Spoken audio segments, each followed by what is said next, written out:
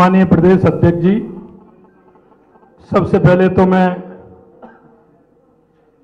हमारे देश के यशस्वी प्रधानमंत्री सम्माननीय नरेंद्र मोदी जी को धन्यवाद देना चाहता हूं।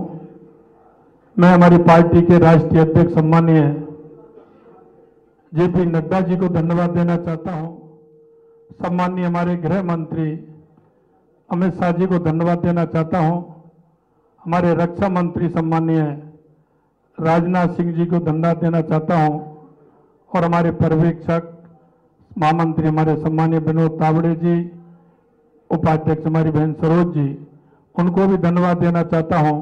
और जिन्होंने नाम का प्रस्ताव किया, हमारी पार्टी की राष्ट्रीय उपाध्यक्ष और पूर्व मुख्यमंत्री माननीय वसुंधरा राजे जी का भी धन्यवाद देता हूं और माननीय प्रदेश अध्यक्ष जी का भी मैं तहे दिल से बहुत बहुत धन्यवाद देना चाहता हूं। हमारे प्रभारी माननीय अरुण सिंह जी का मैं बहुत बहुत धन्यवाद देना चाहता हूं।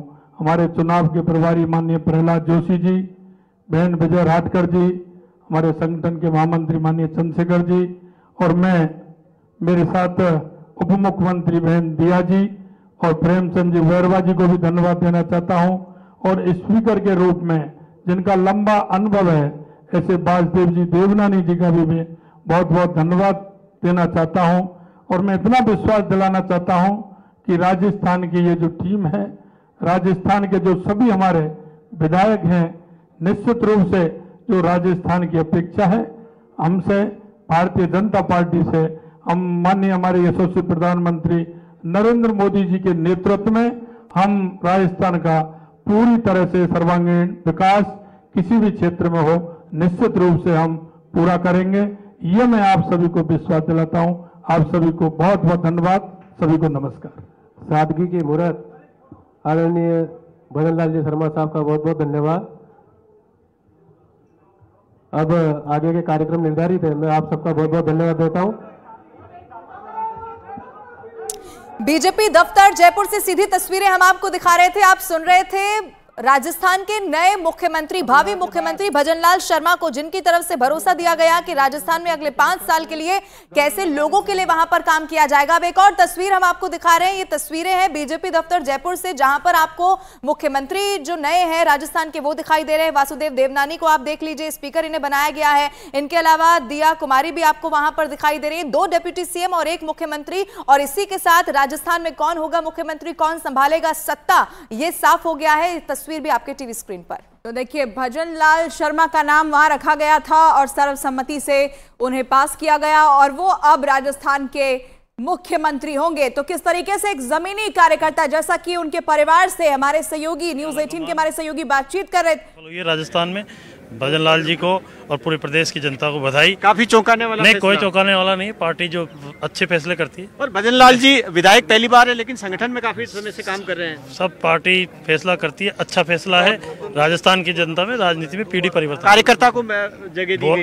इससे बढ़िया कुछ नहीं, इससे बढ़िया इतना बढ़िया फैसला हो सकता है। तो ये केकड़ी से विधायक है शत्रुघ्न गौतम, कह रहे हैं कि पार्टी ने कार्यकर्ता का सम्मान किया। बिल्कुल भवानी, तस्वीरें भी हम लगातार दर्शकों को दिखा रहे हैं। जरूर उत्साह भी होगा, न सिर्फ जो मुख्यमंत्री बने हैं या डिप्टी सीएम बने हैं, बल्कि हर कार्यकर्ता में आज। इसके अलावा भवानी, ये भी देखना होगा 25 लोकसभा की सीटें, और जिसमें से 18 सीटें मानी जाती हैं जहां पर जो सामान्य वर्ग है उसका दबदबा दिखता है, और उसमें भी ब्राह्मण जो वोट बैंक होता है उसे हमेशा साधने की तमाम पार्टीज की तरफ से भी कोशिश की जाती रही है। इसीलिए यह कहना भी गलत नहीं होगा कि विधानसभा चुनाव तो था, लेकिन नजर लोकसभा चुनाव पर थी, उन 25 सीटों पर थी। देखिए कि बिल्कुल जाहिर तौर पर राजस्थान के अंदर देखिए कि बीजेपी का जो कोर वोट बैंक है वो राजपूत, ब्राह्मण, वैश्य वर्ग, ये कोर वोट बैंक है। इसमें से क्योंकि पहले वसुंधरा राजे जी थी जिनको राजपूत की बेटी माना जाता था, भैरव सिंह शेखावत रह चुके थे, इसलिए पार्टी ने ये तय किया कि ब्राह्मण वर्ग जो, क्योंकि पहले कभी कांग्रेस का वोट बैंक माना जाता था, अब बीजेपी का मजबूत वोट बैंक माना जाता, तो उसको साधने की कोशिश की गई है। लेकिन उसके साथ में क्योंकि राजपूत वोट बैंक है उसको भी साधने की फिर कोशिश की है, इसलिए दिया कुमारी को डिप्टी सीएम बना दिया गया।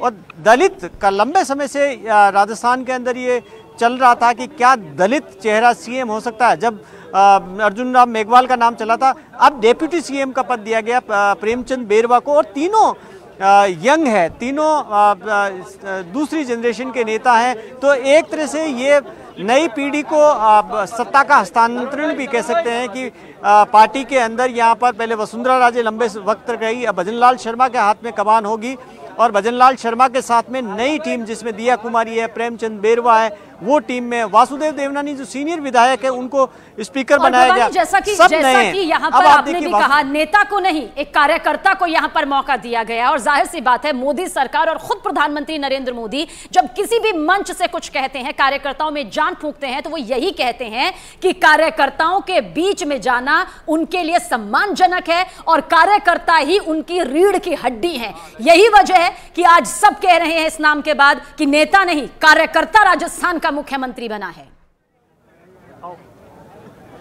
देखिए कि जब भजनलाल शर्मा को टिकट दिया गया था सांगानेर से अशोक लाहौटी बीजेपी के विधायक थे, उनका टिकट काटकर भजनलाल शर्मा को दिया गया था, तब भी चर्चा काफी चली थी कि भजनलाल शर्मा को मौका दिया जा रहा, आखिर इसकी वजह क्या। अब आप देखिए कि लगातार यहाँ पर क्या कहेंगे, आप क्या कहेंगे इस फैसले को लेकर? एक सच्चे कार्यकर्ता की पहचान हुई है, भारतीय जनता पार्टी में यह संभव है, जो लोकतंत्र जो जिंदा अगर किसी पार्टी में तो भारतीय जनता पार्टी में। पहली बार विधायक चुने, उनको ये बड़ा मौका दिया। निश्चित रूप से एक कार्यकर्ता के लिए बहुत सम्मान की बात है।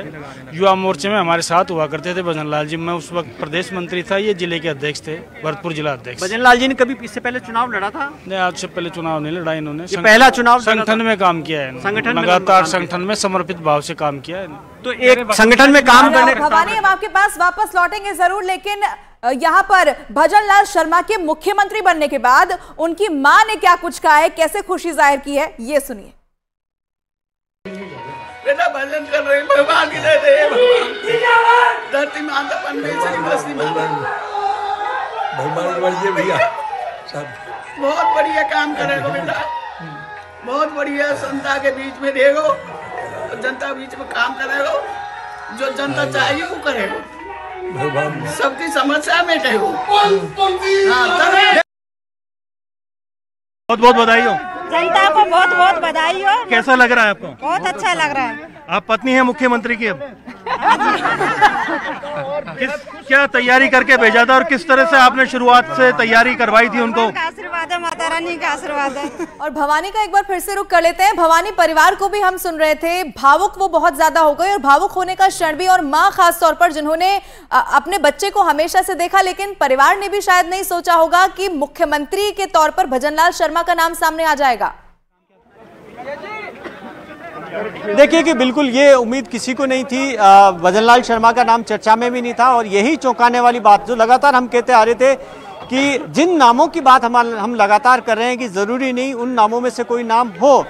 अब जब ब्राह्मण वर्ग से हम सीपी जोशी की बात कर रहे थे, लेकिन भजनलाल शर्मा को चुना गया और पहली बार विधायक भजनलाल शर्मा के पास में प्रशासन का भी अनुभव नहीं, लेकिन कार्यकर्ता को तरजीह दी गई, क्योंकि संगठन का लंबा अनुभव भजनलाल शर्मा के पास में, वो प्रदेश महामंत्री है, लेकिन उससे पहले भी लगातार वो बड़े पदों पर है। अब तैयारी हो गई है, इस वक्त राज्यपाल के पास लौटेंगे आपके पास भवानी, और जाहिर सी बात है खुद नवनिर्वाचित मुख्यमंत्री बनने के बाद क्या कुछ उन्होंने कहा, ये भी सुनते हैं। हमारे देश के यशस्वी प्रधानमंत्री सम्मानीय नरेंद्र मोदी जी को धन्यवाद देना चाहता हूं। मैं हमारी पार्टी के राष्ट्रीय अध्यक्ष सम्मानीय जेपी नड्डा जी को धन्यवाद देना चाहता हूं। सम्मानीय हमारे गृह मंत्री अमित शाह जी को धन्यवाद देना चाहता हूं। हमारे रक्षा मंत्री सम्मानीय राजनाथ सिंह जी को धन्यवाद देना चाहता हूं, और हमारे पर्यवेक्षक महामंत्री हमारे सम्मानीय विनोद तावड़े जी, उपाध्यक्ष हमारी बहन सरोज जी, उनको भी धन्यवाद देना चाहता हूं। और जिन्होंने नाम का प्रस्ताव किया, हमारी पार्टी की राष्ट्रीय उपाध्यक्ष और पूर्व मुख्यमंत्री माननीय वसुंधरा राजे जी का भी धन्यवाद देता हूं। और एक बार फिर से ग्राउंड जीरो पर लिए चलते हैं आपको, जहां पर हमारे सहयोगी भवानी बने हुए हमारे साथ। भवानी, यहाँ पर इस बात का भी जिक्र करना जरूरी हो जाता है कि जब भजनलाल शर्मा को टिकट दिया गया था तो कांग्रेस ने कैसे विरोध किया था कि ये तो एक बाहरी हैं, आप इनको मत जिताइए, लेकिन न सिर्फ वो जीत कर आए बल्कि आज राजस्थान के मुख्यमंत्री भी हैं। देखिए, आप देखिए कि भजनलाल शर्मा इस वक्त आप देखिए कि ये काफिला जा रहा है अब गवर्नर के यहाँ पर, और भजनलाल शर्मा कुछ ही देर में अब निकल रहे हैं भजनलाल शर्मा, और यहाँ मुख्यमंत्री के यहाँ दावा पेश करने के लिए जा रहे हैं। अब ये मुख्यमंत्री के यहाँ दावा पेश, मुख्यमंत्री का दावा राज्यपाल के यहाँ जा रहे हैं, जहाँ मुख्यमंत्री पद का दावा पेश किया जाएगा। उसके बाद में राज्यपाल राजनाथ सिंह निकल रहे हैं, आगे राजनाथ सिंह निकल रहे हैं। जी